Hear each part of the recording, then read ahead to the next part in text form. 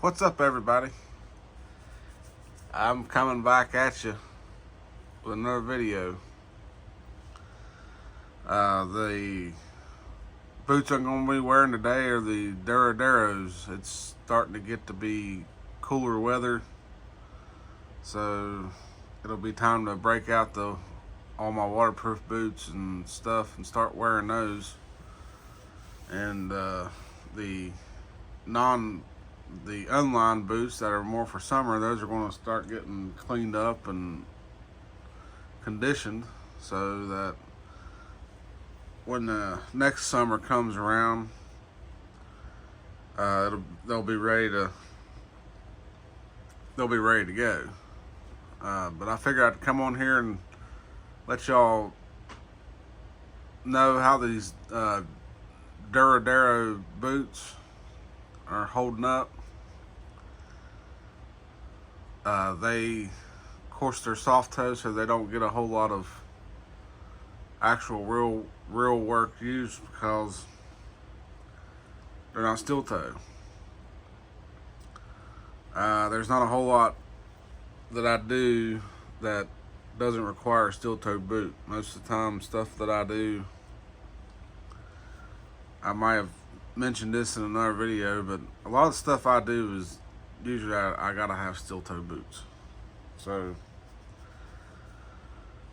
these ones definitely don't get as much action just because of that. But today I'm off work and I'm going to town, and I know I'm not going to be doing much in the way of work today. The grass is slowing down, so I'm not having to mow grass or anything. So these are just going to be my hopping around town boots today. They're still pretty comfortable boots. These have definitely taken some time to get broken in, especially that waterproof lining that's inside of there. It always takes the most time to break in and conform to your foot. The leather hasn't been too awful bad as far as break in. It seems like it's breaking in pretty good. These boots right here, the last time I've gotten them actually wet enough to test the waterproofing, it seemed like they held up pretty good. Of course, the soles on them aren't going to probably get a whole lot of wear. If I flip this around here, yeah, you can still see the sole. The outsole still basically looks brand new on them, other than the random pieces of grass debris and stuff that sticks to the bottom of the sole. The Merrimack outsole, it's just a Thorogood. It's what Thorogood uses. The Max Wear wedge and stuff, and their Max Wear 90 degree and stuff. All that stuff is made by Merrimack. So, and you can see right there. I don't know if it's coming up or not. Yeah, there it is in the light. You can see it says Merrimack and slip and oil resisting. It's got a fair amount of squish to it. When you're wearing these boots, they definitely feel a tad bit. They kind of feel. You got that bounce and squish kind of combo going on there. So these ain't been real bad boots overall. I don't know why that looks like they're back out of frame, but as you can see, these have the triple stitched main seam there and the triple stitched heel counter. You can see right there, yeah, just like the Red Wing 2414s.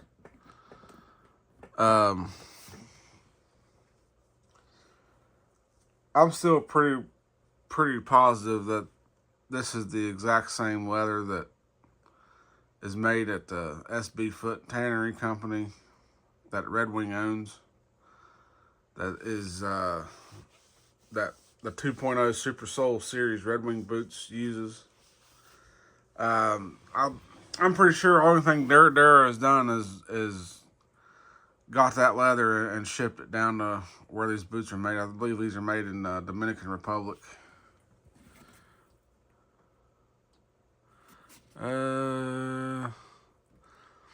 Yeah, made in Dominican Republic with globally sourced components. So that could explain the globally sourced components.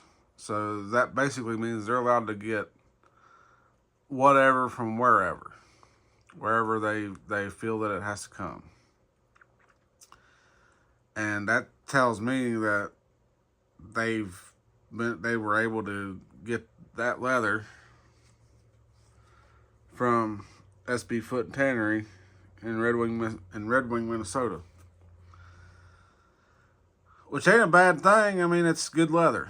That's it's USA made leather, so it's, you know, it would be a good leather for them to use on a pair of boots like this if they wanted to definitely beef up the quality and beef up the water resistance level on these boots. That's a good leather to use. As far as the shape of the boot, well, that's where this boot is definitely shaped different than the Red Wing 2.0 Super Soul Series. These have a more of a rounded bulbous toe to them than the Red Wing 2.0 does. And that's because Durodero is, from what I'm thinking, Durodero gets their leather, you know, as just the whole roll of the hide. They're not buying like pre-formed boot uppers that are already stitched together at Red Wing, although the stitching looks just like the stitching that Red Wing uses with their Puritan stitch machine. But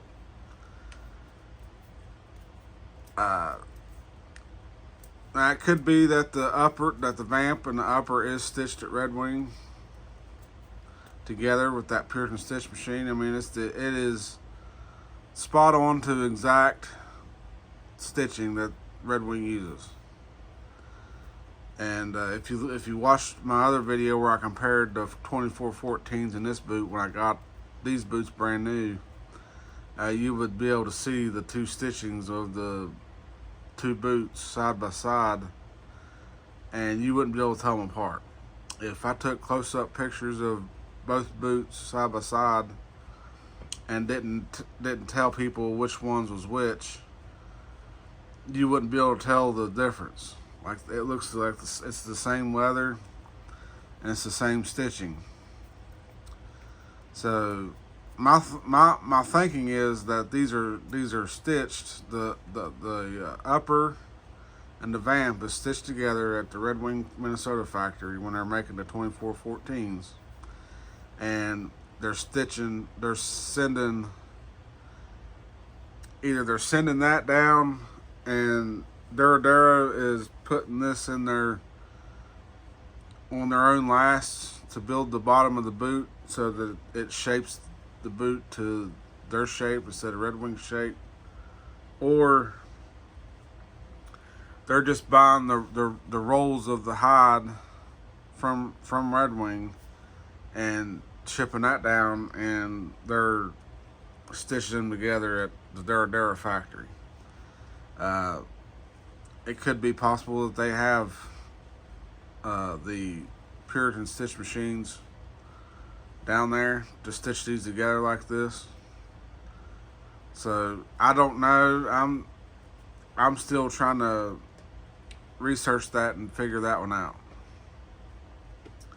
It's got to be one of the two though, because this leather doesn't come from just anywhere. This leather primarily only comes from SB Foot and Tannery in Red Wing, Minnesota. Because on Red Wing's website, this leather is called, I think it's called the, let's see.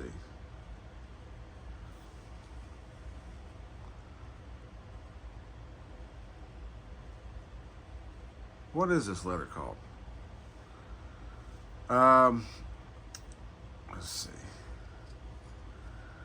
I can't think of what this letter's called. I'm sure I'll think of it at 3 o'clock in the morning when I'm asleep, and then it'll come to me. But I used to know exactly what the name of the leather was, but I can't think of it at the moment. I've drawn a blank.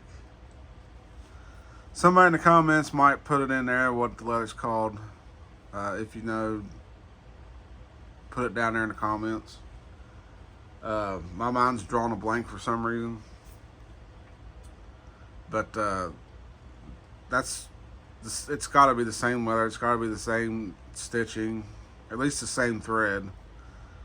And Durodero puts their twist on it with their storm welt stitching on the welt there, and that same synthetic welt that Thorogood uses, it looks like. And then they got the thick white midsole, and then you got the Merrimack outsole that makes the Thorogood Max Wear wedge. So, you know, sometimes I kind of wish that Durodero would have basically went more outside the box than that and came up with their own everything. Like, it seems like with these are called the Durodero Fargos, by the way, and I know I've done a video on these before when I got them and stuff, and I've probably done a video on them too when I got them wet enough to test the waterproofing. I think I did a video on that, but these are the Durodero Fargos, and to me it looks like they went the easy route instead of designing and testing their own boot from scratch. They've just put together what already works, what they know works. So they, getting the leather and the waterproofing membrane from Red Wing and stitching it, or having Red Wing stitch it, one of the two. And then the lower part, they're using basically using Thorogood stuff, and they've combined the two. It's almost like they've figured to use the best of both worlds. So it's basically a Red Wing upper and a Thorogood lower. I wish they were more they done things more original. Like, why basically just use components from another boot company that, you want to be a new boot company. Well, Thorogood and Red Wing, when they started, they basically had nobody to pull, do the same thing and pull already known components from another boot company together to make a boot and call it their own if they just change up a few small things. That didn't exist so much.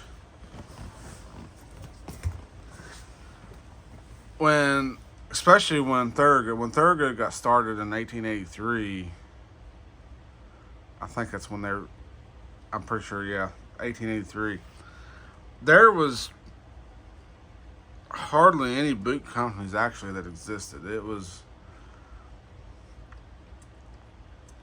I think White's existed, and there was probably a few small things. I know Wolverine's pretty old. They were probably around the same time, but back in those days, boots and shoes only came in 4 sizes. You had 8, 9, 10, and 11, and they were all whole sizes. There was no half sizes, and there was all one width. There was no extra wides. There was no extra wides or double E's or triple E's or even quadruple E's and H's. None of that existed. So back then, if you had an oblong shaped foot that didn't fit the the standard sizing, you either had to have your shoes custom made, and you'd have to go to a cobbler, and they would have to take measurements of your foot and basically do what the Pacific Northwest boot companies do, and that's they basically custom build a pair of shoes or boots to the size of your feet using measurements. And that would have been a more common practice back then because of people that had varying different shapes and lengths and widths, and you had different arch heights and different instep heights and everything to people's feet. The four sizes were intended to fit about 80 to 85% of people. Uh, with the way people were made back then, you got to remember there was no fast food restaurants back then. There was no growth hormones in food. There was no nothing. Food back then was more wholesome, and it was more natural. So without growth hormones, people were actually genetically smaller back then. People were They had smaller bone structures. They had smaller frames. Their feet were smaller. Head sizes were smaller. Everything was a little bit smaller. So back then, those four common sizes would work for about 85% of the people. You'd have every now and then you'd have the random person that would come along, and they would have a very unique foot shape or some kind of a random growth a random growth problem where they were unnaturally bigger, and that's still a thing today. You still have people that are unnaturally bigger, taller, bigger feet and everything. That's still a thing today, but it's not as uncommon now as what it was then. So that's the reason shoe companies basically only had four sizes, and they were all whole sizes. If you happen to be a half size, you had to go up to the next full size. Now, when Red Wing come along, Red Wing decided to change it up a bit and become an industry first. So Red Wing decided they were going to make shoes and boots in more than four sizes and more than the standard D width. They decided they were going to make boots in very big sizes, very wide widths, and even narrow widths, and even smaller sizes. When Red Wing first got started, I don't know exactly what their size range was. I know it wasn't as big as what it is now, but because back then people were still smaller. But I know it was more than just four sizes, and it was more than one standard D width. It was like, I think back then they made an A width and a B width, a C width and a D width. And that was the range of their widths. There wasn't really an extra wide width boot that existed. There was really not much need for it because people were smaller, except for the random, every once in a blue moon person that would have really wide feet. But then again, Red Wing could accommodate it, and they could custom make shoes. As a matter of fact, that's still a thing today with Red Wing. The 2.0 Super Sole has a option on the website for a custom build. And you can send Red Wing your feet measurements. If your feet does not fit the already optional sizes that they make that boot in, which is probably more than any other model boot that they make. The 2.0 Super Sole goes from like a men's size, I think it's a 7, and then it goes all the way up to like a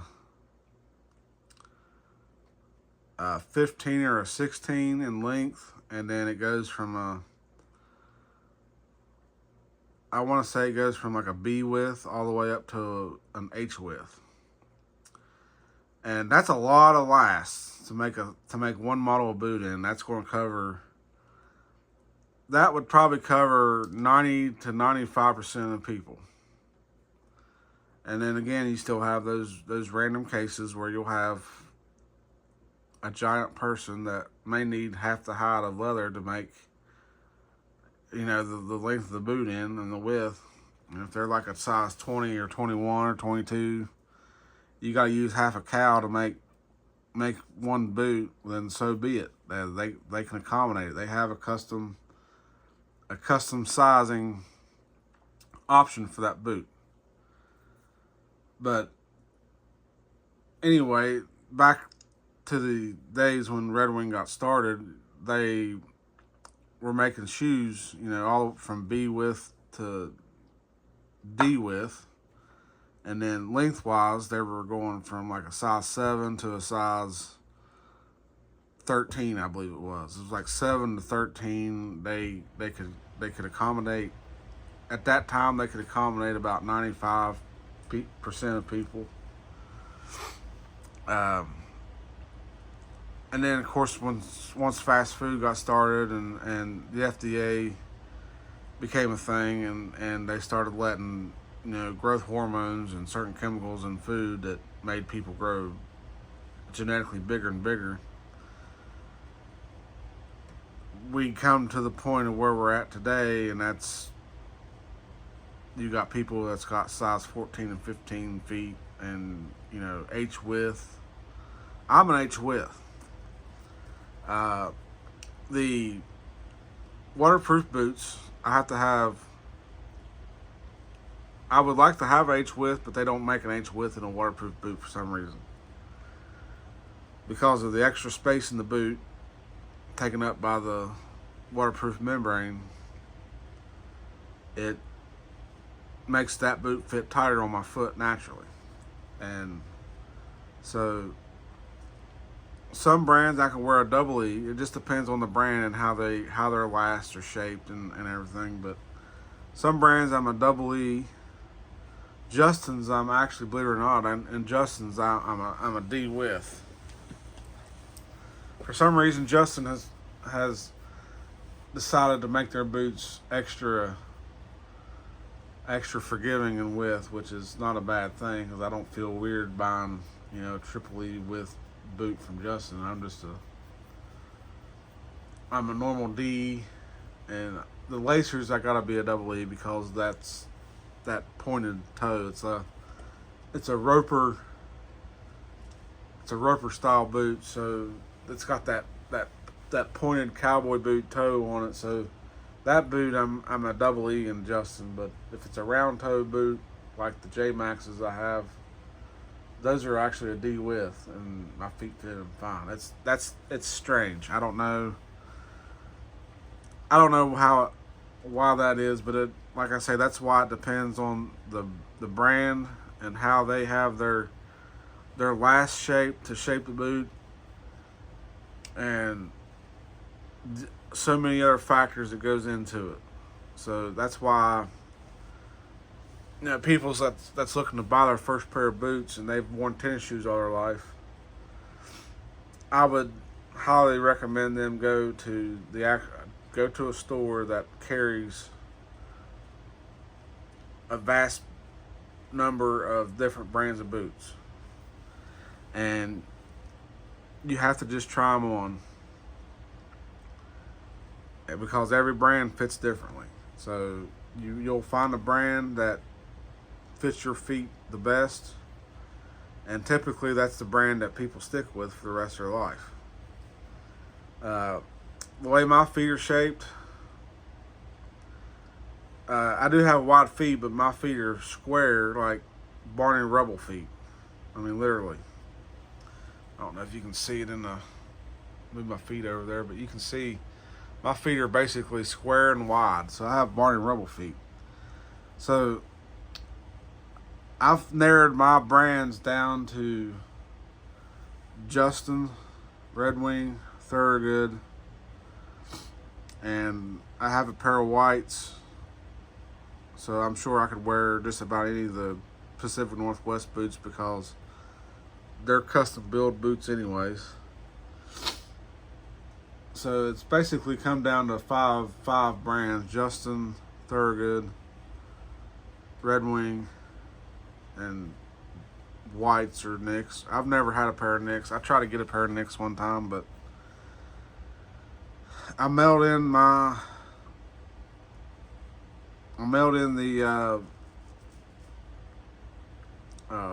sizing chart that I did for them, just like they wanted to.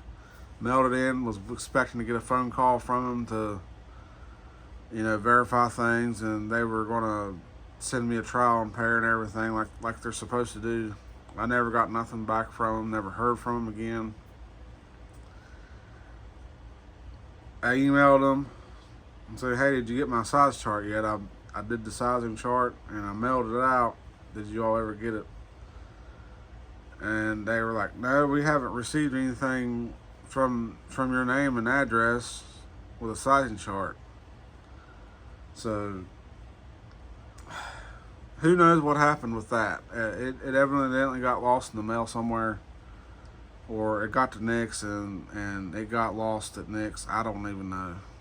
But I was trying to get a pair of Nick's at one time when I could actually afford to get a pair of Nick's, and something happened in the mail between my house and their plant.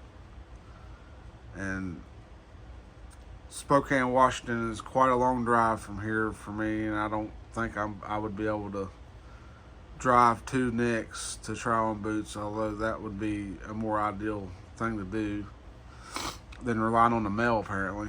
But so the Nick's boots thing never happened. I don't know what happened. Never heard from them. They didn't seem like they cared all that much about making sure I got in a pair of their boots. So I went on eBay and I found a pair of brand new whites in my size for $200 cheaper than what I was going to be paying for the Nicks. So I pulled the trigger on those and got them and wear them and broke them in and got them shaped to my feet. And that's been my experience so far with Pacific Northwest boots. I know there's a lot of different brands now, but I found myself to be probably the most fascinated with how Nick's builds their boots, just because they seem to be pretty adamant about putting videos up on their YouTube channel that show them building boots, and like every time they come out with a new model, they film it being built and put it on there and stuff. And so they definitely drew me in with the whole YouTube version of marketing, that's for sure. But for some whatever reason, I never got my pair of boots. And I'm pretty sure I had to pay for them. Like I had to pay before they would even move further on getting me a pair of getting a trial pair and calling me and everything. And as far as I know, I don't think I ever even got they ever refunded me for losing my information in the mail, if it even made it to them. I mean, they definitely got the money out of me, but I never got a pair of boots. So I did not expect that to happen with Nick's. From everything that I've done research wise and watching their videos and everything, the owner, I think his name is Grant. Just watching him, he seemed like a pretty honest person, and he seemed to be pretty knowledgeable about their products and everything. And I didn't expect to get robbed of $600 and my stuff get lost in the mail to where I never got a pair of boots. Never even got a trial on pair. Never got a phone call. The only contact I ever had from him was via email. I emailed him about I gave it like 2 or 3 weeks for the size chart to make it out there. I figure 3 weeks should have been ample time for it to make it to Spokane, Washington from my house here in West Virginia. And then that's when they hit me back with the email like, we never got it. We don't know what happened to it. Something happened either in the mail from between your house and here and it got lost, or I don't know.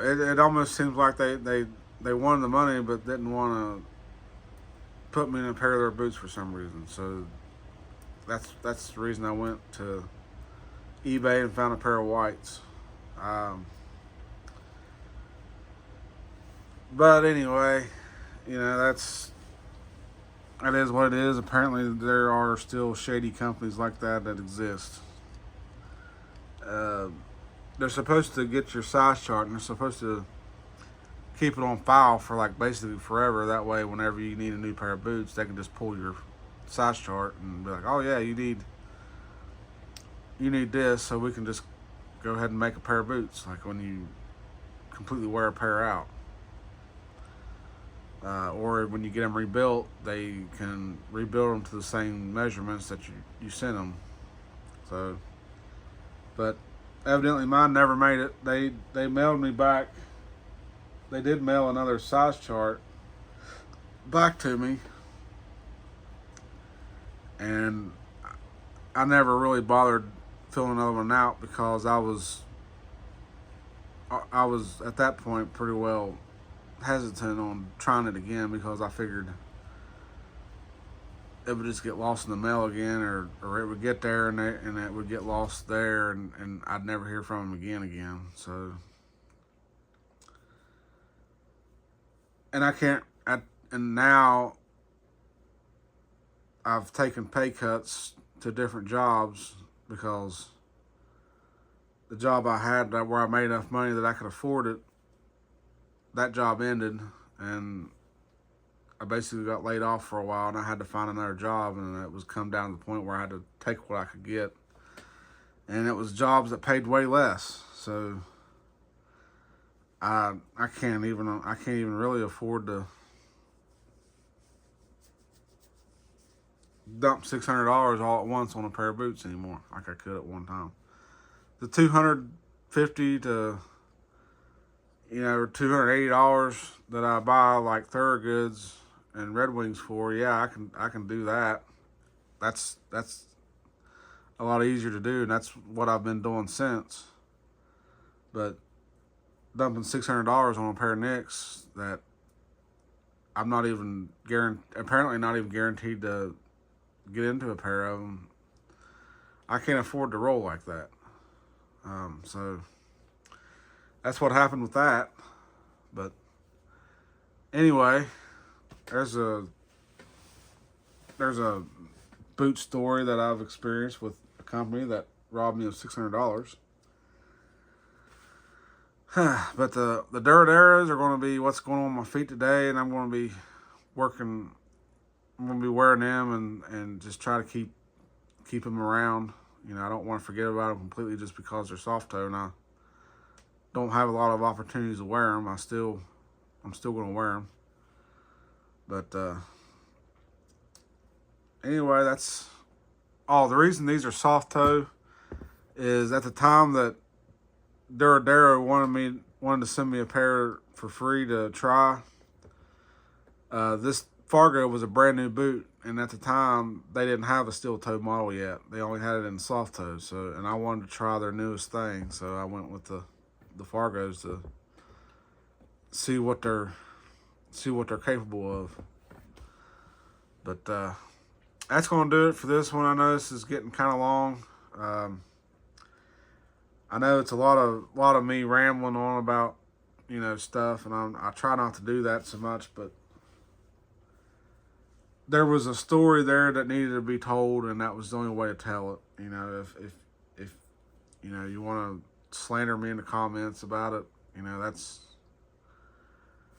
not going to bother me none, because even negative things is positive for the channel, because that means you're still interacting with the channel and commenting and stuff. So even the negative things help as well as the positive things. So,